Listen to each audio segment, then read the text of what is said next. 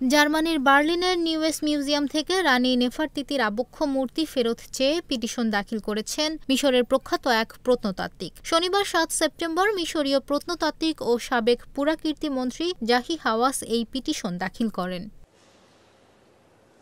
নেফারতিতির বিখ্যাত চুনাপাথরের আবক্ষ মূর্তিটি ১৯১২ সালের শেষ দিকে কায়রো থেকে প্রায় ৩০০ কিলোমিটার দক্ষিণে তেল এল আমারনাতে আবিষ্কৃত হয়। মূর্তিটি আনুমানিক ১৩৪৫ খ্রিস্টপূর্বাব্দের। মূর্তিটি আবিষ্কার করে জার্মান প্রত্নতাত্ত্বিক লুডভিগ বোর্চার্ডের নেতৃত্বে একটি দল। এর পরের বছর ১৯১৩ সালে মূর্তিটি জার্মান প্রত্নতাত্ত্বিক অভিযানের অংশ হিসেবে বার্লিনে পাঠানো হয়।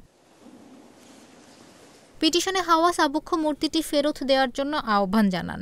এটি আবিষ্কারের পর মিশর থেকে অবৈধভাবে সরিয়ে নেওয়া হয়েছিল বলে উল্লেখ করেন তিনি।